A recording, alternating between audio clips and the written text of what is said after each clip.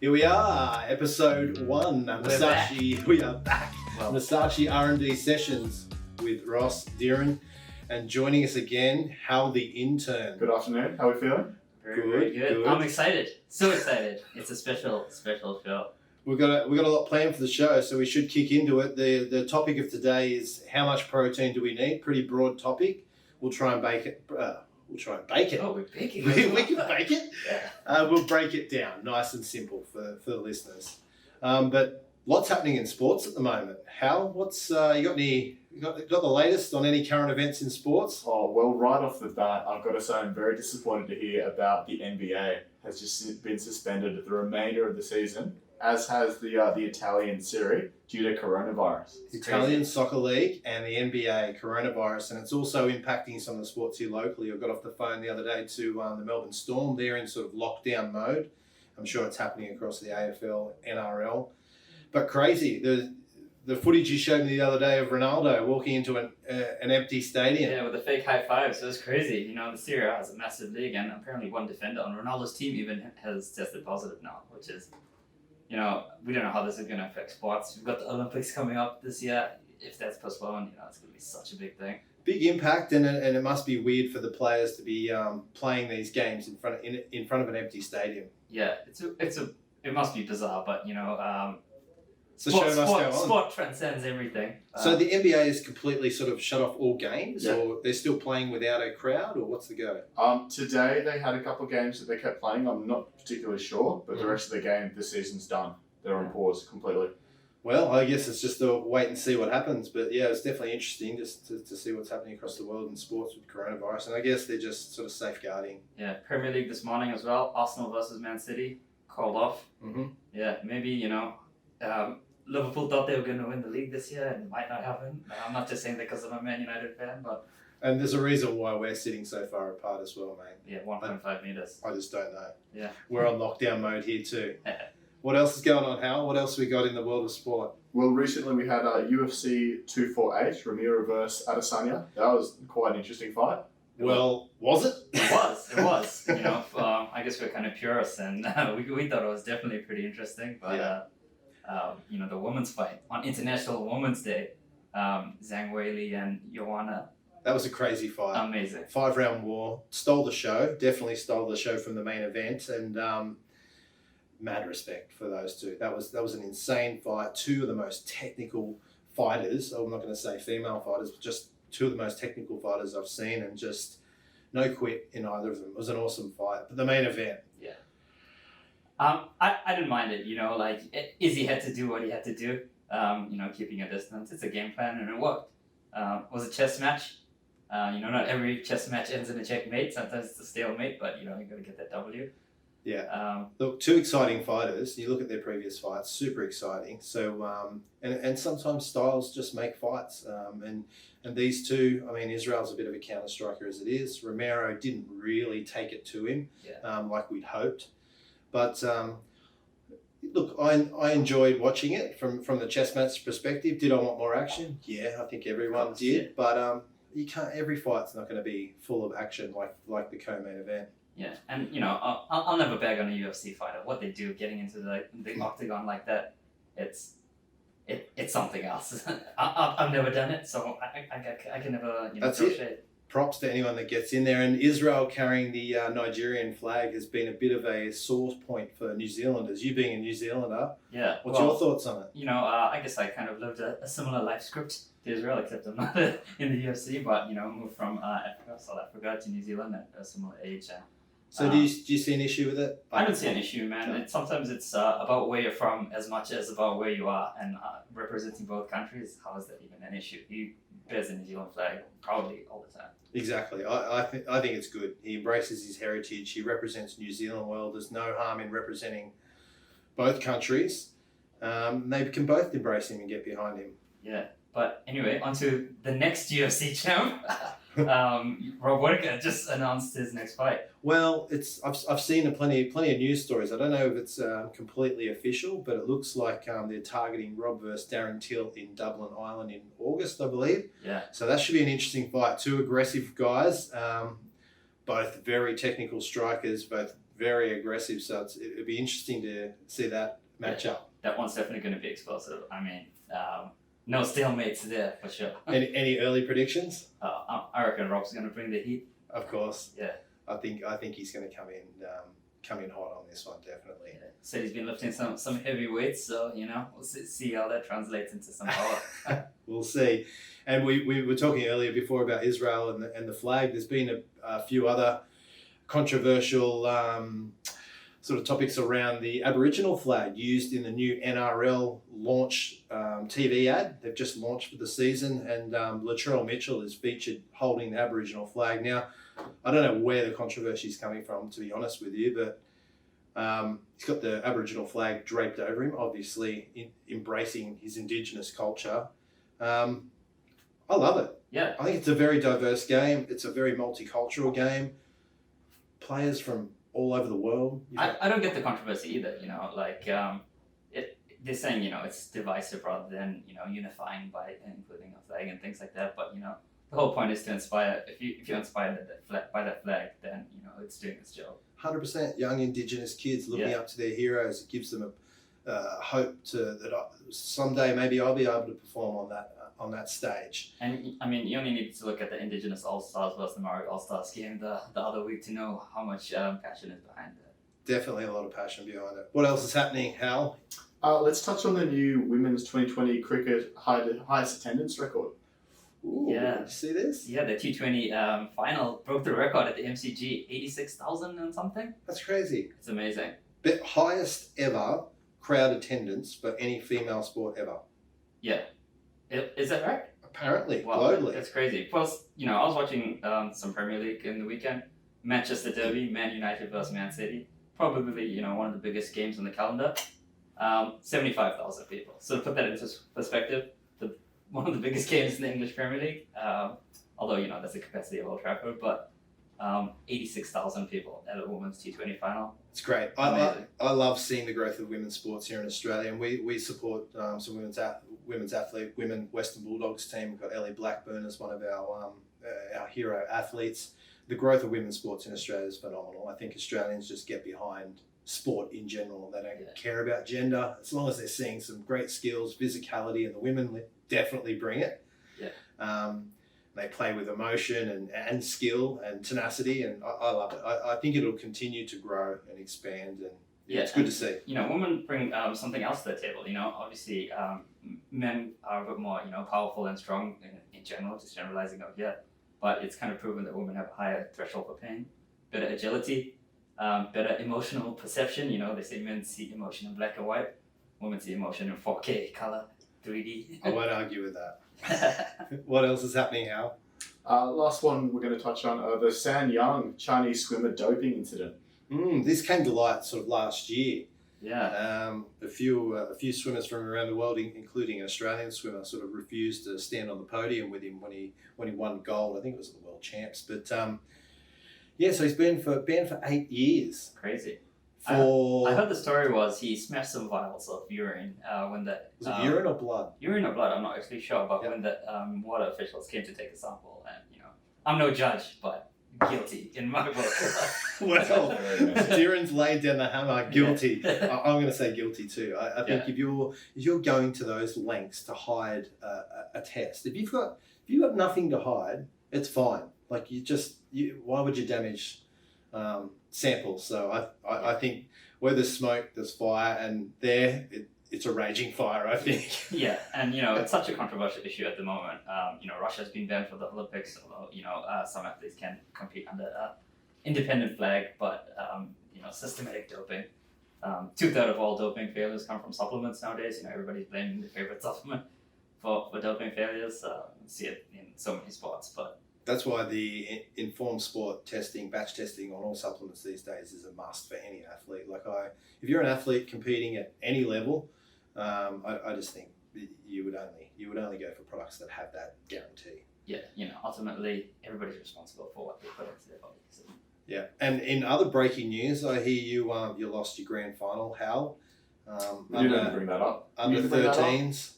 Very upset. Under yeah. 13. Under 13's D grade grand final. Yeah, well, I was playing up. I'm in under 11s typically. So. Oh yeah.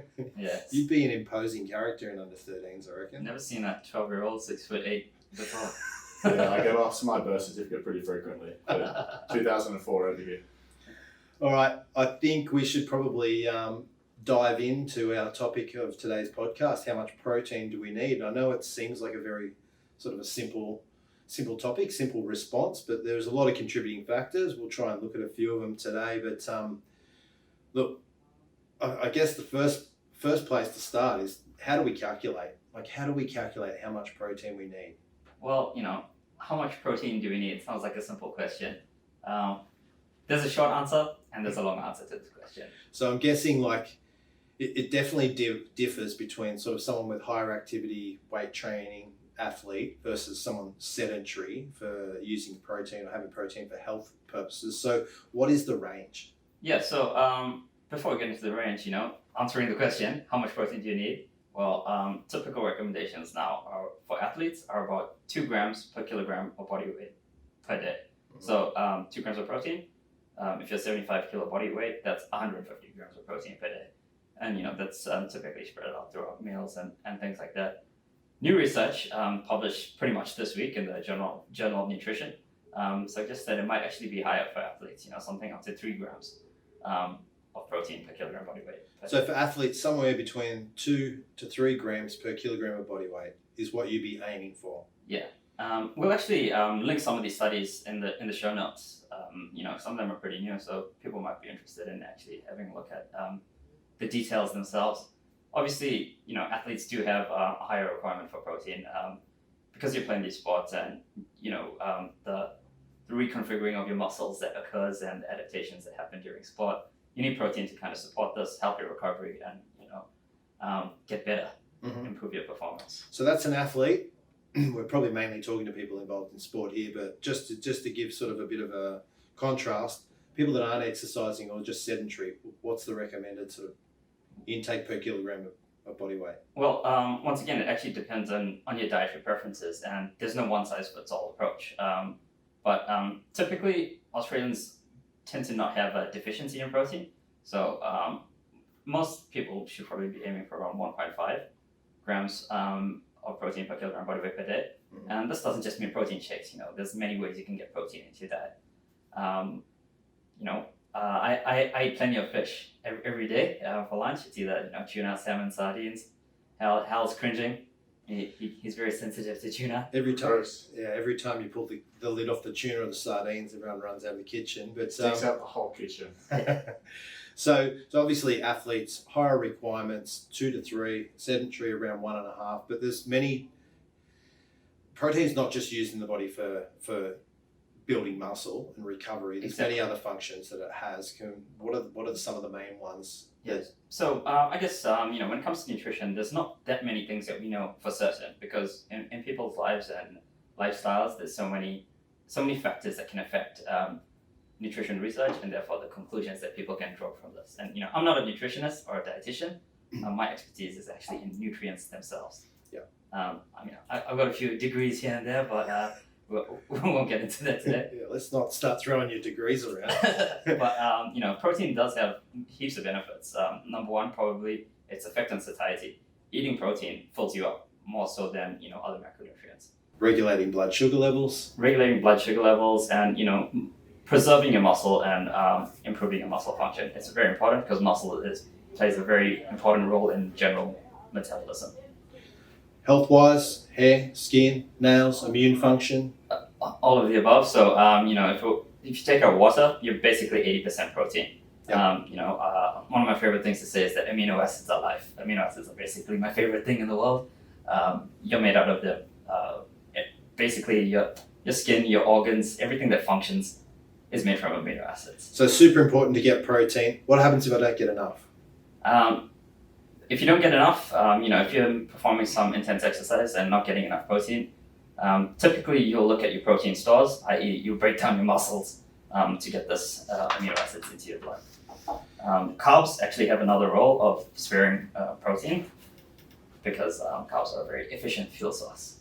So carbs definitely play a role when it comes to sort of muscle growth and things like that as well, allowing protein to do its main function, not be used as a fuel source. Exactly. So carbs are your primary fuel source, and protein tends to be a backup. But it serves all these other functions. That's not just the fuel source. So rewind the clock 50 years for me. I'm just getting into training. I think the more protein, the better. Yeah. Can you have too much protein, and what happens to the excess protein? I mean, there's got to be a limit in what you can digest and utilize. Yeah. So can you have too much protein? Well, you can have too much of anything, but there's a bit of an old wives' tale that protein is bad for your kidneys. Well, there's this recent meta-analysis. Meta-analysis is a study of other studies. So it systematically reviews studies, and it looked at over 2,100 studies on protein consumption. We'll link this as well, Hal. And basically the conclusion was protein up to and above, even 3 grams per kilogram body weight per day doesn't seem to have any negative effects on your kidney function. And what happens if you do have too much? What happens to it in the body? Are you storing it? Are you excreting it? Or Yeah, well, you kind of hear some guys say, if I'm more than 20 grams of protein per day, aren't you just pissing it out? Well, not really, right? So that 20-gram ceiling effect is what you require to maximize your muscle protein synthesis. So think of muscle protein synthesis as muscle growth and repair, right? Yep. After exercise, you experience muscle protein breakdown. Although 24 hours after that, you actually your body triggers muscle protein synthesis, and that's what you're trying to get balanced. Mm-hmm. So the 2 things that can trigger muscle protein synthesis are exercise and protein, but actually together they work synergistically and increase muscle protein synthesis above either one. So should we be aiming to consume protein throughout the day? Does it matter if I have sort of all of my protein intake over 2 meals, or should we be splitting it over sort of 5-6 meals traditionally? Like that's what people seem to do. Yeah. So typically a lot of people like to dismiss bodybuilders when it comes to sports and proper nutrition training, but that's not wise. Bodybuilders are pushing it to the limit, and a lot of the understanding that we have of protein and muscle growth and repair come from these bodybuilders. Can't just dismiss them as juice heads, right? Yeah. So, like I was touching on the ceiling effect, 20 grams to 30 grams, depending on your body weight and a few other factors, that's what it takes to maximize muscle protein synthesis. But amounts above that, you're not pissing it out, as they say. There's plenty of other functions in your body that protein's being used for, secondary as a fuel, but it's definitely all utilized. So as far as supplements, are you sort of integrating them around training times and trying to get protein from whole foods throughout the rest of the day? Is that the ideal way to go about it? Or there's a lot of people sort of on the road, on the go, busy throughout the day that sort of supplement with shakes as well when they can't get a meal in? Is that the general sort of guideline? Yeah, so, myself, I like to get most of my protein from food, and I use a few shakes in the day to top that up. Mm-hmm. Because I'm typically hitting 180, 200 grams plus of protein per day. And just to do that from lots of cans of tuna isn't that easy. No. So I throw in a few shakes per day. Actually, going back to your previous question, which I didn't really answer about timing, the most important thing when it comes to training nutrition is your calorie balance. Above that is your macronutrients, quantity of protein. Then it's things like micronutrients. Sorry, technical beeps over there. That was Hal. He's just still trying to figure out how to use these abacus. Please stop playing solitaire. Playing Angry Birds, alright. But yeah, then timing is less important than getting a total protein intake per day. But yeah, going back to the second question, what forms of protein? Well, we refer to things like chicken as protein, Mm-hmm. but really 100 grams of chicken has only about 32 grams of protein in it. Yep. There's all this other stuff in there. There's fats, there's other micronutrients and things. Top 3 sources of protein from food. Top 3? Yep. Well, there's many ways to measure protein quality, but dairy protein is a really good source. Mm-hmm. Chicken is okay, but eggs, really good source of protein. My go-to source of protein, sardines. Sardines. So that's for the other sort of micronutrient profile that sardines have. But yeah, there's a few different options, and it's good to mix it up throughout the day. Yeah, everybody has their own preferences and everybody's lifestyle, and food is not just about macronutrients and micronutrients. Every important event in your life revolves around food. Whether you're getting married at a funeral, first date with your next wife. Who gets married at a funeral? Comma. Getting married. You missed the comma, Hal. At a funeral, there's food everywhere. Darren's a savage. He'd probably get married at a funeral. Portion sizes. So for the people that sort of don't know, like I've got half a chicken breast or I've got 3 eggs. Like how much protein do people know how to use? Like say for example 3 eggs. Yeah. Like are you getting the required amount? Well, 1 egg is typically around 6 grams of protein. So 3 eggs is about 18 grams. And you're there's some apps out here that calculate it for you. What's the best app to go to? Well, the one that I've used the most in the past is MyFitnessPal. Mm-hmm. Currently, I'm not tracking my macros like that anymore, but it's really important to, track your macros just to get a baseline. So, what tracking your macros means for people that are really new to the game is, keeping track of your total calorie intake. And also, counting how many grams of protein, how many grams of carbs, how many grams of fat. Protein, carbs, and fat, these are the 3 main macronutrients. Beautiful. Yeah. So just to summarize, multiple sources of protein from food, different types, chicken, egg, fish, sardines, as you say. Supplements around training time for digestion times, between 2 to 3 grams per kilogram of body weight for people that are into activity. Yeah. Anything else you want to summarize? I guess, protein shakes do have a pretty good purpose. I love them, they're tasty, but the main thing is that they're convenient and they absorb quite quickly. Yep. Although absorption, comes back to timing and things like that, which aren't the foundation of your nutrition, they're still important. And, you can't underestimate the whole convenience aspect of it. Beautiful. We've got a couple of listener questions that have come in. If you do want to submit any listener questions, submit to our email address podcast@musashi.com and we'll do our best to filter through and answer your questions in the following podcast. But one's come through via Instagram. Sure has. This one's from Tobin Heller from Balmain, New South Wales. And he asks if doing too much cardio will impact his gains. For example, he wants to know, does it make a difference if I go for a run immediately after going to the gym? I got a quick answer. I like to separate cardio and weight training. But if you do need to combine it, yes, do it after weight training. As long as your cardio sessions are not impacting your strength levels while you're training, so you're recovering from your cardio sessions for your strength training sessions, go for it. Obviously, you need a nutritional plan that can match up with the level of output, what you're doing through cardio and weights, so you won't lose any muscle tissue. But I think including cardio in your regime is super important for many, many health reasons and for fat loss. Yeah, definitely. And, I kind of agree. Putting cardio at the end of your workout, you only have a certain amount of energy per day and, you only have a certain number of days in your week. So getting the most efficient bang for your buck is, starting out with a good warm-up, getting into the strength training, and then doing some cardio afterwards. Obviously, different people have different goals. If you're trying to get endurance up, basically you're going to get more efficient at whatever exercise you do. So focus on that first, and then whatever energy you have left over, without managing fatigue incorrectly and things like that, then that's always secondary. Sounds like a good response. We always like to finish the podcast with a famous quote from Miyamoto Musashi. I know you love your quotes. Yeah, I guess we will finish the podcast with a famous quote every time, but I thought we were going to play a little game today as well before we get into Musashi quotes, because Okay. Musashi's knowledge is timeless and it transcends time from the 1600s and still applicable today. But a few athletes out there also drop some gems of wisdom. So we've got Hal to select some quotes off the internet. And we got to guess who the athlete is that said it. And we got to guess who it is. So let's Go for it, Hal. What do you got? The quote today is, "It isn't the mountains ahead to climb that wear you out, it's the pebble in your shoe." The pebble in your shoe. Isn't the mountains ahead to climb, but it's the pebble in your shoe. Whoever this athlete is, deep. Too much time to think. Very Not enough time training. Take a guess. I'm going to go Lance Armstrong. I am going to go Lance Armstrong. Controversial. Not a good example. I know you love basketball, but I don't think it's going to be a basketballer. I am going to go Roger Federer. Nope. Muhammad Ali. Oh, damn it. Is the I knew thing. it was a philosopher.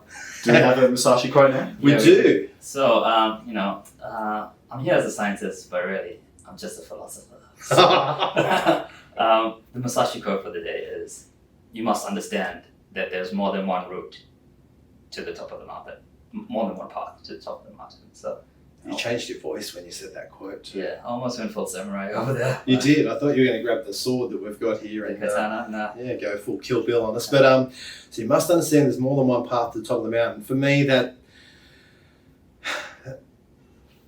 there's more than one way to do things. And I think if you link that back to nutrition, there's not a one style fits all, one nutritional plan that fits all approach. I think you need to find what works for you, discover your own path, trial different nutritional plans, different diets, and do what works for you. That's how I would link it back to nutrition. Yeah, and you can really link that to anything in life. There's more than one way to the more than one path to the top of the mountain, and asking how much protein you need. Different sports require different amounts of protein as well. Yeah. Strength training. If you're somebody like me, you're getting 200 grams plus per day. If it's not so important to have big muscles, you're probably getting less. And to end on a positive note, I think if one path ends, another path is always there to explore and to keep going up that mountain. So yeah.